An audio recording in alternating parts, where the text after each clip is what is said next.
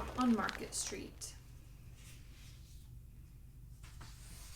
Words by Matt de la Peña, pictures by Christian Robinson.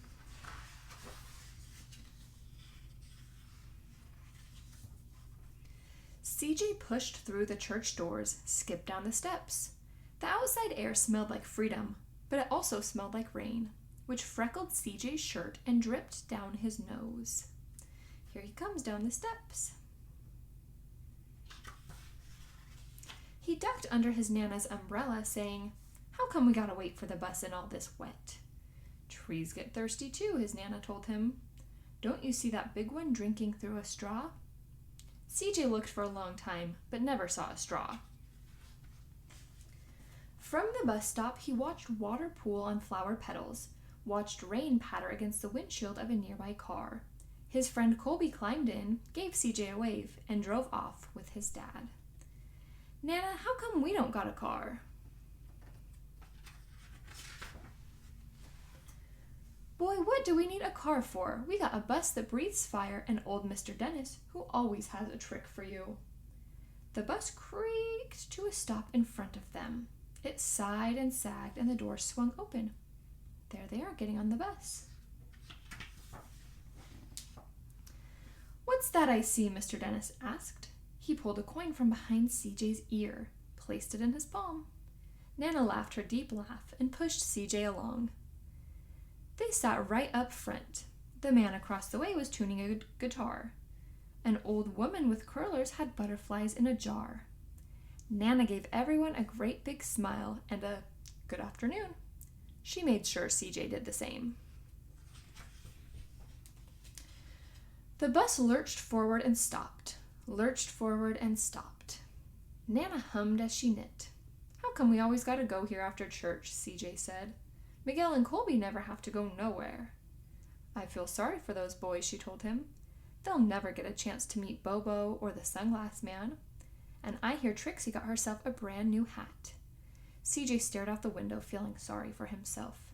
He watched cars zip by on either side, watched a group of boys hop curbs on bikes. A man climbed aboard with a spotted dog. CJ gave up his seat. "How come that man can't see?" "Boy, what do you know about seeing?" Nana told him. "Some people watch the world with their ears." "That's a fact. Their noses, too," the man said, sniffing at the air. "That's a mighty fine perfume you're wearing today, ma'am." Nana squeezed the man's hand and laughed her deep laugh. Two older boys got on next. CJ watched as they moved on by and stood in back. "Sure wish I had one of those," he said. Nana set down her knitting. "What for? You got the real-life thing sitting across from you. Why don't you ask the man if he'll play us a song?" CJ didn't have to. The guitar player was already plucking strings and beginning to sing. "To feel the magic of music," the blind man whispered, "I like to close my eyes." Nana closed hers too. So did CJ and the spotted dog. And in the darkness, the rhythm lifted CJ out of the bus, out of the busy city. He saw sunset colors swirling over crashing waves, saw a family of hawks slicing through the sky, saw the old woman's butterflies dancing free in the light of the moon. CJ's chest grew full, and he was lost in the sound, and the sound gave him the feeling of magic. The song ended, and CJ opened his eyes. Everyone on the bus clapped, even the boys in the back. Nana glanced at the coin in CJ's palm. CJ dropped it in the man's hat. "Last stop on Market Street," Mr. Dennis called. CJ looked around as he stepped off the bus. Crumbling sidewalks and broken down doors, graffiti-tagged windows and boarded-up stores. He reached for his Nana's hand. "How come it's always so dirty over here?" She smiled and pointed to the sky. "Sometimes when you're surrounded by dirt, CJ, you're a better witness for what's beautiful."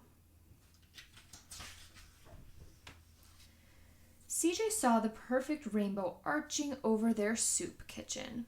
He wondered how his Nana always found beautiful where he never even thought to look. He looked all around them again, at the bus rounding the corner out of sight, and the broken street lamp still lit up bright, and the stray cat shadows moving across the wall. When he spotted their familiar faces in the window, he said, "I'm glad we came." He thought his Nana might laugh her deep laugh, but she didn't. She patted him on the head and told him, "Me too, CJ. Now come on." The end.